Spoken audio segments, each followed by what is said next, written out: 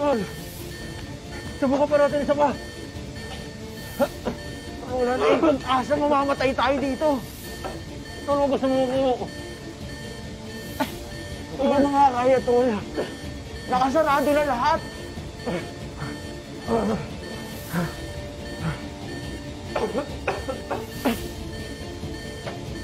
Saan niyo to?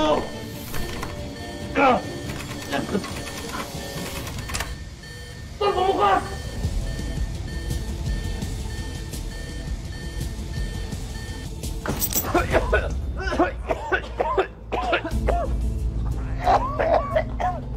Tol! Lagyan na! Umalis tayo dito! Lagyan na!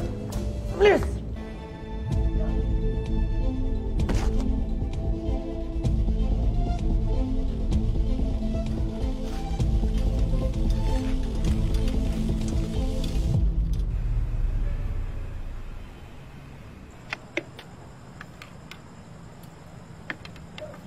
Sig, kumain muna tayo. Inaantay ko yung tatlo. Di rin ako gutom. Mauna ka na.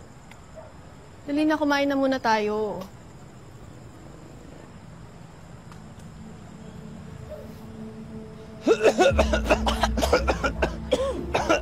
Tol! Tol! Tol, ano nangyari? Gumana ba yung plano? Problema pa, Tol. Nalaglag yung tracker dun sa kahon. Napilitan kami sundan yung mga mukha na yun. Upo ka muna. Tol, ikaw, ano nangyari sa'yo? Dagol. Sorry, Tol. Di ako makahingi. Akala namin mamatay na kami nito ni Kulit eh. Ano nagagawin natin? Oh, chill na. Papunta na yung mga pulis doon. Nakausap na rin naman namin Mr. Flores eh. Salamat. Teka, si Kidlat. Tol, di ko nga din alam eh. Akala ko nga pupunta siya dito kasi kinailangan ko yung tulong niya kanina. Wala pa din. Dumating yung mga naghahanap sa akin. Buti na lang nandito si Sig. Hindi ako iniwan. Kahit palay siya eh, nakagawa siya ng paraan.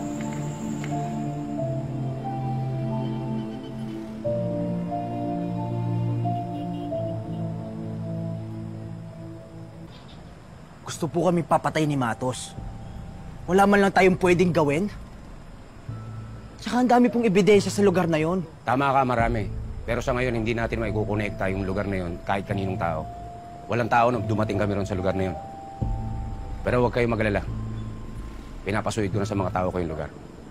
Ito ho, sir. Kinunan ho namin ng picture. Baka ho pwede magamit yan.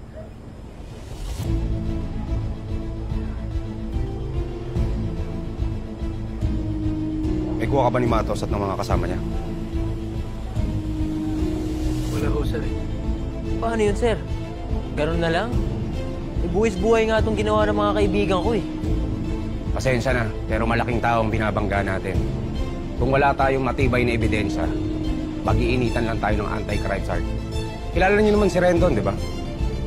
Kaya dapat, maging maingat na lang tayo sa mga nalalaman natin.